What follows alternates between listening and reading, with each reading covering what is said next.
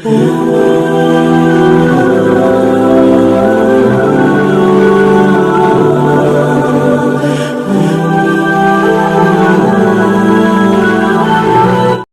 الرجيم. بسم الله الرحمن الرحيم. نون والقلم. وقال تعالى في موضع آخر وعلمه البيان. وقال النبي صلى الله عليه وسلم إن من البيان لسحرا أو كما قال عليه الصلاة والسلام. نہیں تیرا نشیمن قصر سلطانی کی گنبد پر، تو شاہی ہے بسیرا کر پہاڑوں کی چٹانوں.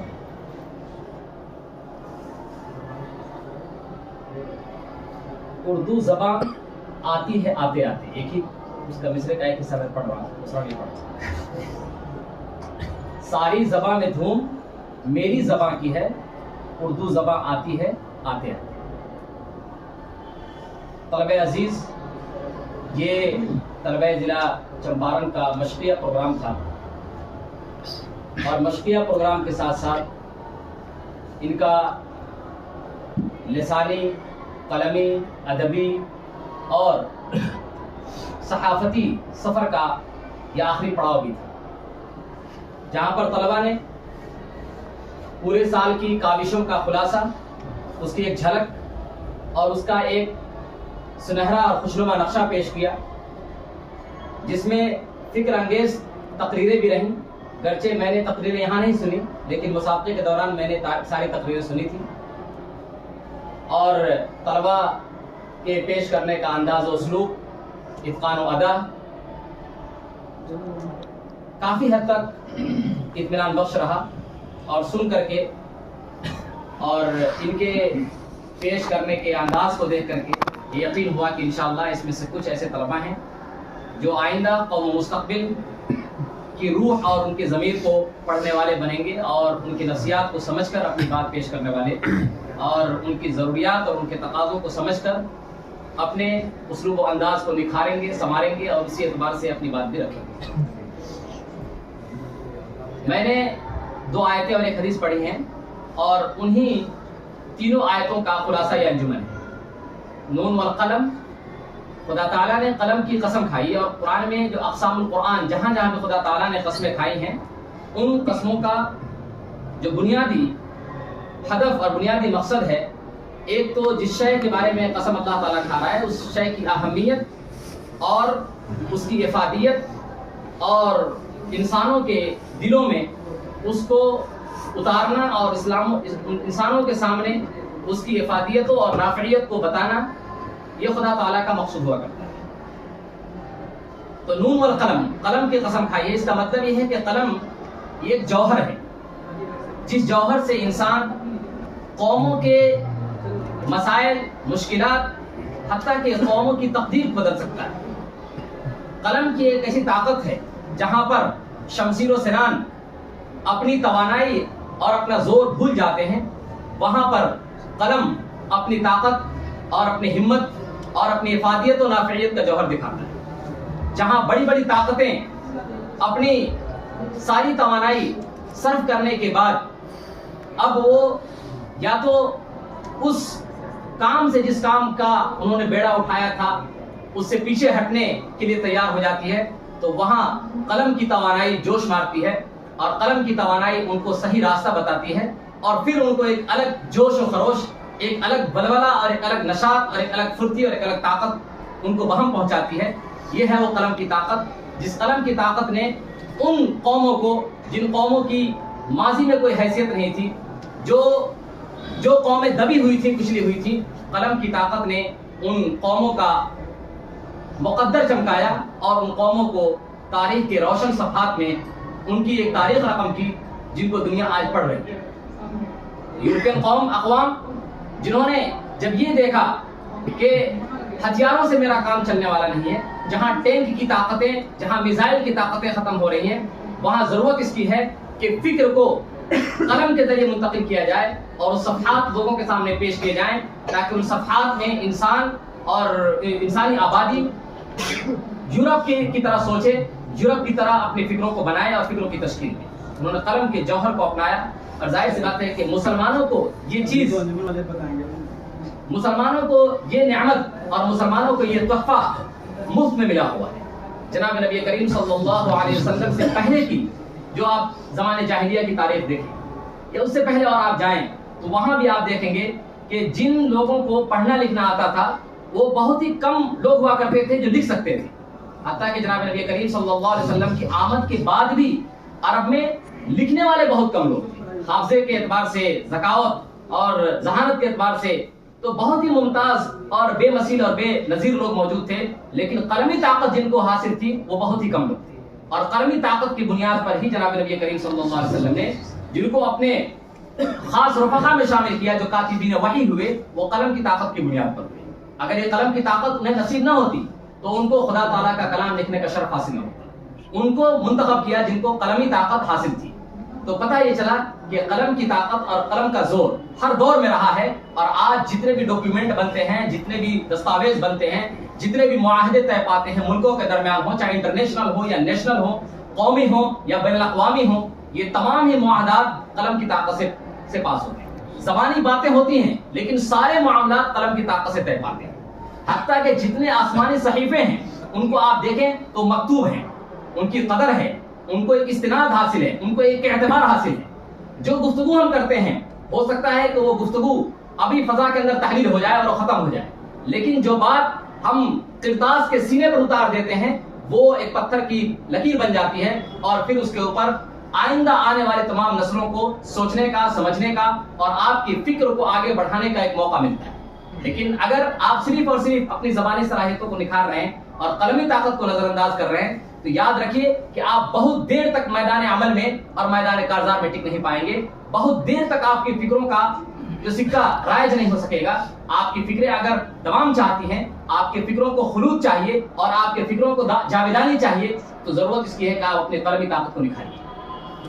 दूसरी चीज है लिसानी ताकत। हिंदुस्तान में जहां कलमी ताकत मौसर है उससे कहीं ज्यादा लिसानी ताकत मौसर है, जबान की सलाहियत। जाहिर सी बात है कि हिंदुस्तान में जो तालीम का तनासुब है या तालीम की शरह है वो बहुत कम है, इसलिए लिखने वाले या मकतूब को पढ़ने वाले लोग बहुत कम हैं। इसलिए इस एतबार से जरूरत इसकी है ये है कि अगर हम किसी इस्लामी पैगाम को पहुंचाना चाहते हैं तो बहुत ही निराले, बहुत ही अछूते और नादिर अंदाज में हम अपनी बात को पेश करें।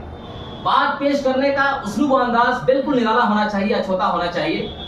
अब इस दौर में जहां पर किसी आदमी के पास ज्यादा मौका नहीं है, अगर हमने अपनी तकरीर बहुत लंबी की, बहुत दराज लफ्ज़ गुफ्तगू आप कर रहे हैं, तो यकीनन आपकी बात, आपकी गुफ्तगू चाहे दलाइल से, मवाद से, मानी से, अफकार से, ख्यालात से पुर हो, लेकिन तकरीर की दराजी की वजह से आपकी तकरीर अपनी तासीर खो बैठेगी। इसलिए ज़रूरत इस बात की है कि जनाब नबी करीम सल्लल्लाहु अलैहि वसल्लम के जो खुतबात हैं, जो आपकी तकरीरें हैं, उन तकरीरों पर भी नज़र की जाए। कि कभी कभी आप अलैहिस्सलाम खुतबा देने खड़े हुए तो आपने, मिशकात में रवायत मौजूद है कि आपने पूछा कि क्या बात है बाज़ लोगों का कि वो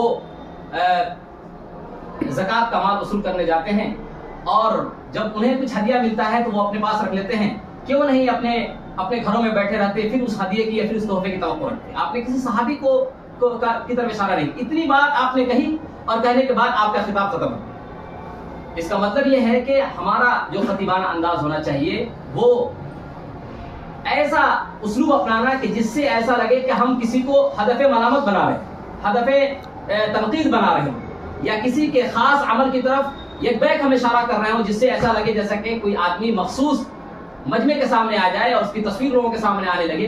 तो ये उसलूब आपका हकीमाना नहीं। चाहे कि उस आदमी की इस्लाह हो, वो आदमी अपने बुरे अमल में और ज्यादा मुतशद्दिद होगा और उस पर चाहे कि वो उस अमल से बाज आए, वो और उसके ऊपर जमेगा और उस पर अड़ेगा तशद्दुद की बुनियाद पर और तान्नुत की बुनियाद पर। इसलिए उसलूब नबवी देखिए कि उसलूब नबवी में आपने बस ऐसे गोया कि तमाम लोगों को खिताब कर दिया। अब जिसके अंदर जो बुराई है वो समझ जाए कि मेरे अंदर ये बुराई है तो मैं उससे बाज आ। जनाब नबी करीम सल्लल्लाहु अलैहि वसल्लम का खतीबाना अंदाज एक मौके पर जब माल गनीमत की तकसीम का मौका आया और उसमें अंसार और मुहाजिरीन के दरमियान जो नए मुसलमान हुए थे उनमें ये इख्तिलाफ हो गया कि आप अलैहिस्सलाम ने मुअल्लफतुल कुलूब को कुछ माल ज्यादा दे दिया और उसमें अंसार के जो नौजवान थे उनको हिस्सा नहीं मिल पाया।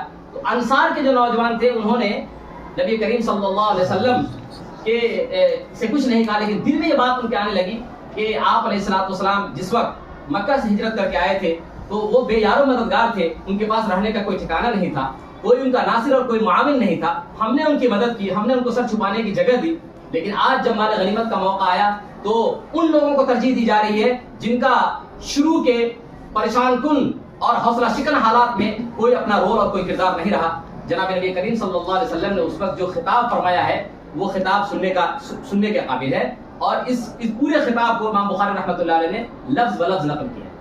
خطاب کرتے ہوئے آپ علیہ السلام نے فرمایا کہ ذرا یہ بتاؤ کہ میں مدینہ کے اندر آیا ہوں تو میں نے یہ طے کیا ہے کہ اب مدینہ ہی میرا مدفن بنے گا، اور اگر لوگ ایک وادی میں چلیں اور انصار ایک وادی میں چلیں تو میں انصار کے ساتھ ان کی وادی میں چلوں گا. سارے کے سارے لوگ کپڑوں کی طرح ہیں اور انصار جو ہے وہ بنیان کی طرح ہے. شعار کا لفظ استعمال کیا ہے جو جسم سے چپکا ہوا ہوتا ہے. یہ جملہ یہ نفسیات کو سمجھنے کی ضرورت ہے. مال کی بنیاد پر ان کے دماغوں میں، ان کے ذہنوں کے اندر یہ بات آئی کہ ایسا لگ رہا ہے کہ ہماری محبت نبی کریم صلی اللہ علیہ وسلم سے کم ہے، اس لیے ہم کو اس میں حصہ نہیں دیا گیا. آپ علیہ السلام نے کہا کہ یہ مال و دولت کوئی چیز نہیں ہے، یہ چیز ختم ہونے والی ہے، لیکن حب نبوی، عشق نبوی اور تعلق رسول اور ربط رسول یہ کبھی ختم ہونے والا نہیں ہے. اس کا اجر دنیا میں بھی تم کو ملے گا کہ دنیا ہمیشہ تم کو انصار ایک ایسا خطاب ہے جو خطاب تمام ان صحابہ کے لیے جن صحابہ نے آپ علیہ السلام کا تعاون کیا، آپ کی مدد کی، ان کے لیے باعث فخر ہے، باعث اعزاز ہے اور باعث عزت ہے اور باعث ثواب بھی ہے. تو آپ علیہ السلام نے نفسیات کو سامنے رکھ کر کے وقت آیا جب فوجیں شکست خوردہ ہو گئی اور ایسا لگا کہ اب وہ دشمنوں کے سامنے ٹکنے کی ان کے اندر طاقت اور حوصلہ نہیں ہے. تو اس وقت طارق بن زیاد نے جو خطاب کیا، اس وقت نفسیات کو سمجھا کہ اس وقت گفتگو کیا کرنی چاہیے. اگر میں گفتگو کرتے وقت میں اسباب و وسائل کا رونا روں، ہتھیار کی قلت کا رونا روں اور گھر والوں کی یاد دلاؤں اور افسوس کی باتیں کروں تو شاید قوموں کا حوصلہ اور پست ہوگا اور لڑنے کی صلاحیت ان کے اندر ختم ہو جائے. طارق بن زیاد نے جو خطاب کیا کہ کہا دیکھو آگے جو ہے سمندر ہے اور پیچھے جو ہے فوجیں، اب ہمیں آگے نکلنا ہے، اور یاد رکھو کہ جب ہم اس ملک کو فتح کر اندلس کو فتح کرنے کے لیے آئے تھے تو ہم نے یہ عزم کیا تھا کہ یہیں پر اب ہمارا مکان بنے گا، یہیں پر ہمارا مدفن بنے گا. اب واپس بیک ہو کر ہم پیچھے نہیں جائیں گے، بلکہ یہاں جو بھی ہم فتح کریں گے تو جہاں کی جو لڑکیاں باندھی بنیں گی وہ ہماری بیویاں بنیں گی، اور یہ جو محلات ہیں یہ محلات ہمارے لیے گھر بنیں گے. یعنی واپس لوٹنے کی جتنی بھی امیدیں ہو سکتی تھیں اور جس کے دل میں کوئی آرزو اور خواہش تھی اس خواہش کا پہلے خاتمہ کیا. تب فوجوں کے اندر وہ حوصلہ، وہ جرأت، وہ طاقت اور وہ قوت پیدا ہوئی کہ ان کی قوت ارادی اور زیادہ بلند ہو گئی، اور پھر اس کے بعد لڑنے کے لیے وہ تیار. ابوالکلام آزاد رحمۃ اللہ علیہ، یہ ہندوستان کی تقسیم کا جب مسئلہ پیدا ہوا تو اس وقت بہت سے لوگوں نے اپنا پورا سامان تیار کر کے اور جامع مسجد کے پاس پہنچ گئے کہ اب ہمیں ہجرت کرنی ہے اور ہمیں اس ملک میں نہیں رہنا. اس وقت جو ان کا جو خطاب ہوا تھا تو انہوں نے بہت کوئی لمبی چوڑی بات نہیں کی. گفتگو جو کی انہوں نے تو گفتگو میں یہی کہا کہ تمہارے آبا و اجداد کی یہاں قبریں ہیں، لال قلعہ کی فصیلیں تمہارے پاس ہیں اور جامع مسجد ہے، اور بھی ہندوستان کے اندر تمہارے آبا و اجداد نے بہت اچھے نقشے بنائے ہیں. کیا تم چاہتے ہو کہ تمہارے سارے نقشے مٹا دیے جائیں اور تم ان نقشوں کو، جن نقشوں کی تعمیر کے لیے تمہارے آبا و اجداد نے اتنی قربانیاں دی ہیں، ان قربانیوں کو تم چھوڑ دو؟ یہ ان کی تقریر تھی، ان کا یہ خطاب تھا.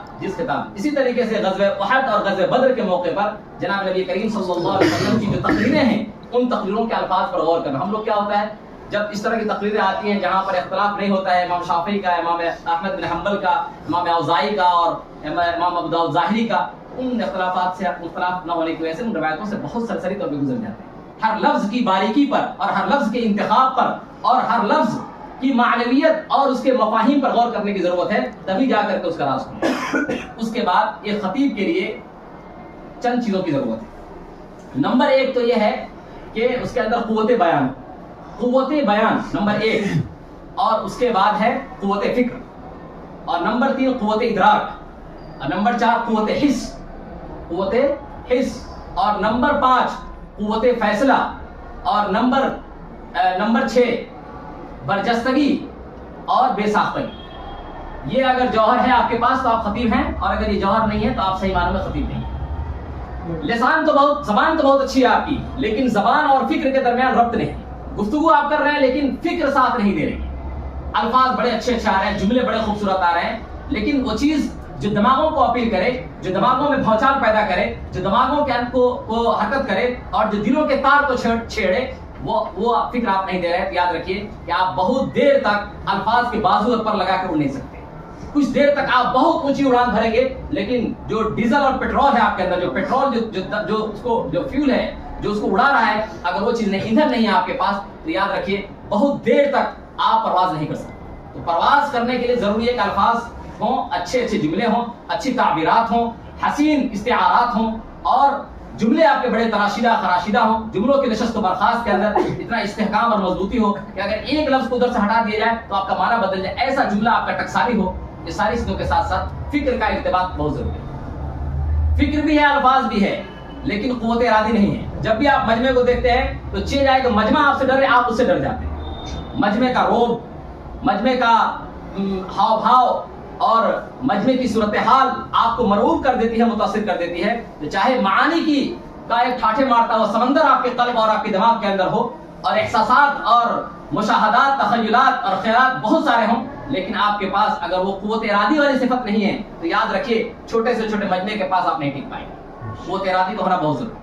قوت ارادی کا مطلب یہ ہے کہ جب میں بولنے کھڑا ہو گیا تو مجھے یہ نہیں سوچنا ہے کہ کون بیٹھا ہے, کتنا بڑا آدمی بیٹھا ہے, اس کی صلاحیت کتنی ہے, اس کی لیاقت کتنی ہے, وہ کتنا قابل ہے, اس کے پاس کتنی سندیں ہیں اور کتنی ڈگریاں ہیں. اس کی ڈگریوں کی طرف نہیں دیکھنا ہے, بلکہ جو بات میں پیش کرنے جا رہا ہوں اس بات کی اہمیت کو دیکھنا ہے کہ جو میں پیش کرنے جا رہا ہوں یہ دنیا کی ایسی بات میں پیش کرنے جا رہا ہوں کہ آج تک دنیا کے کانوں نے نہ کبھی سنا ہے, نہ ان کی آنکھوں نے کبھی پڑھا ہے, نہ کسی کے دل میں کوئی خیال آیا ہے. ایسی بات میں پیش کرنے جا رہا ہوں. ظاہر سی بات ہے جب آپ ایسا تصور کر لیں گے تو آپ کیا سمجھیں گے؟ لوگوں یہ سمجھیں گے کہ ان کو ضرورت ہے, گویا کہ یہ محتاج بیٹھے ہوئے, طالب بیٹھے ہوئے, میں ان کو سنانے جا رہا ہوں. تو آپ کی قوت ارادی میں کبھی فرق نہیں ہے. اس کے بعد ہے قوت احساس. یہ بہت ضروری ہے. پتہ چلا کہ اب سامعین آپ کے سونے کی طرف جا رہے ہیں اور آپ کو ایسا لگ رہا ہے کہ بس پوری بات سنا دو. نہیں, قوت احساس اور قوت ادراک بہت ضروری ہے کہ آپ یہ مجمع کے بارے میں سوچ لیں اور سمجھ لیں کہ اب ان کو کیا تقاضا ہو رہا ہے. اب مسکرانے کا تقاضا ہو رہا ہے تو کوئی ایسا چست اور کوئی ایسا نشید جملہ ان کے سامنے پیش کیجئے کہ ہر آدمی کے چہرے پر مسکراہٹ آ جائے, اور ہر آدمی جو اب سونے کی طرف جا رہا تھا, غنودگی کی طرف جا رہا تھا, اس کی جو ہے غنودگی دور ہو جائے اور پھر آپ کی تقریر کی طرف دوبارہ واپس آئے. ایک شخص ہے مجمع کے اندر جو بار بار ایک دوسرے کو انگلی کر رہا ہے, سمجھے, جب تھک جاتا ہے تو وہ اس کے بغل میں کھولتے, چلو بھائی اٹھو, آپ ہو گیا, بہت پک گئے. تو یہ جو کیفیت پیدا ہونے پر آئے تو آپ کی بہت اہم باتیں ہیں جو باقی رہ گئی. کچھ ایسا جملہ کہیے تاکہ وہ آپ سے مربوط رہے. تو قوت احساس اور قوت ادراک بہت ضروری ہے. اس کے بعد میں نے کہا برجستہ گوئی. برجستہ گوئی یہ بہت ضروری ہے کہ فوری طور پہ خطیب کو فیصلہ کرنا پڑتا ہے کہ اب مجھے کیا بولنا ہے. کیونکہ جو کتابیں لکھی ہوئی ہیں اس کو تو دیکھ کے پڑھنا ہے, یہاں تو ماحول کے اعتبار سے آپ کو طے کرنا پڑتا ہے. تو اس کے لیے ضروری یہ ہے کہ آپ کے پاس کچھ چنیدہ اور منتخب اشعار ہوں, اور اسی طریقے سے کچھ کہاوتیں بھی ہوں. جملے آپ کے اتنے چست ہوں کہ کسی بھی سامع کو جو اس کی مطلوبہ چیز ہے وہ اس کو ملنی چاہیے. جب تک اس کو مطلوبہ چیز ملتی رہے گی تب تک وہ رہے گا. اور آخری بات, آپ کے پاس ہونا چاہیے لسان معبر. لسان معبر ایک لفظ ہے لیکن یہ بہت سارے معانی کو اپنے اندر لیے ہے. لسان معبر میں آپ کی زبان فصیح و بلیغ ہونی چاہیے, انداز بیاں بہت نرالا ہونا چاہیے. اسی طریقے سے لوگوں کے جذبات اور دماغ کو پرکھ کر کے آپ کو الفاظ اور جملے استعمال کرنے چاہیے. اس کے لیے ضروری یہ ہے کہ آپ جو بڑے خطبہ ہیں, جو خطبہ لکھتے بھی ہیں اور بولتے بھی ہیں, ان کی تقریروں کو آپ پڑھیے, ان کی تحریروں کو پڑھیے. تو دیکھیے کہ جملے کو کس طرح شروع کرتے ہیں, کہاں جملے کو اٹھاتے ہیں, کہاں چھوڑتے ہیں, کہاں پر زیر و بم ہے اور کہاں پر جملے کے اندر بہت زیادہ فراٹا ہے, اور کہاں پر جملے بہت ہی تسلسل کے ساتھ, روانی کے ساتھ اور اپنے ایک لے میں بہتے چلے جا رہے ہیں. یہ جاننا آپ کے لیے ضروری ہے. اگر آپ ان چیزوں کو اگر برتیں گے اور پرکھیں گے تو یاد رکھیے کہ آپ اچھے خطیب بن سکتے ہیں. اور خطیب بننے کے لیے ضروری یہ ہے کہ آپ ایسے بھی, جیسے ایک یاد کرتے ہیں آپ تقریر, یاد کرنے کے علاوہ بھی جیسے درخت پر بولیے. درخت دیکھا آپ نے, درخت پر تقریر شروع کر دی 5 منٹ. آپ نے یہ دیکھا ایک بلڈنگ کھڑی, اس بلڈنگ پہ تقریر آپ کر رہے ہیں. لائٹ چلی گئی تو لائٹ کی اہمیت پہ تقریر شروع کر دی. پانی ختم ہو گیا تو پانی کی اہمیت پہ تقریر شروع کی. مختلف موضوعات پہ آپ تقریر کریں گے تو یہ جو آپ کہہ رہے ہیں نا قوت ارادی میں جو کمی آ رہی ہے, قوت ارادی میں کمی بھی دور ہوگی, مضبوطی آئے گی. اور آپ یہ سوچیں گے کہ میں کسی موضوع پر بول سکتا ہوں, اور آپ چھوٹی چھوٹی چیزوں سے نقطہ پیدا کرنے کی کوشش کیجیے. آپ سوچتے ہیں کوئی بہت ایسی جناتی فکر لائیں کہ جو مجھے بھی سمجھ میں نہ آئے اور سامعین کو بھی سمجھ میں نہ آئے. نہیں, افلا ينظرون الى الابل كيف خلقت والى السماء كيف رفعت والى الجبال كيف نصبت والى الارض كيف سطحت. یہ آیتوں کو دیکھیے کہ قرآن پاک انہی چیزوں کو خطاب کر رہا ہے جو انسان کے ادراک کے اندر ہے. انسان روزانہ دیکھ رہا ہے پہاڑ کو، زمینوں کو، اور پھر زمینوں کی وسعت کو، اور اس طریقے سے ستاروں کو اور اونٹ کو، ان چیزوں کو. ان معاشرے اور سماج کے اندر جو چیزیں چل رہی ہیں، جیسا کہ مفتی نوشاد صاحب نے کہا کہ حالات حاضرہ کو سمجھنا بہت ضروری ہے ایک اچھے خطیب کے لیے. ورنہ بہت سی تقریریں ایسی ہیں مول صاحب کہ ان تقریروں کو طلبہ یاد کر لیتے ہیں، انہیں یہ بھی پتہ نہیں ہوتا کہ جو تقریریں بول رہے ہیں دور حاضر میں تو وہ ایسی تقریریں ہیں جو ڈائریکٹ آپ کو جیل کی راہ دکھانے. یہ بات یاد رہے، چونکہ بتایا انہوں نے ابھی کہ 20 سال پہلے کی تقریر تیار کی ہوئی ہے، کس کی حکومت رہی ہے، کس پس منظر میں تقریر کی گئی ہے، کب کی گئی ہے، آپ اس کو دیکھتے نہیں اور یوں ہی تقریر آپ شروع کر دیتے ہیں اور یوٹیوب پر لوڈ بھی کر دیتے ہیں. ان سب چیزوں سے بھی گریز کیجیے، اپنی عقل اور اپنے فہم اور اپنی فراست کا استعمال کیجیے. اللہ تبارک تعالیٰ ان تمام طلباء کو جنہوں نے اس میں حصہ لیا ان سب کو کامیاب کرے. جو طلباء اس انجمن میں نہیں تھے، باہر سے آئے ہوئے ہیں، ان طلباء کو بھی اللہ تعالیٰ ترقیات کے اعلیٰ منازل طے کرائے اور ان کو ایک اچھا خطیب بنائے، ایسا خطیب جس خطیب میں جناب نبی کریم صلی اللہ علیہ وسلم کی جملہ اوصاف موجود ہوں، علم بھی ہو، معرفت بھی ہو، تقویٰ بھی، طہارت بھی ہو، اخلاص للہیت بھی ہو اور بولنے کا سلیقہ بھی ہو. اللہ تبارک تعالیٰ سب کی کوششوں کو کامیاب فرمائے. وآخر دعوانا الحمدللہ.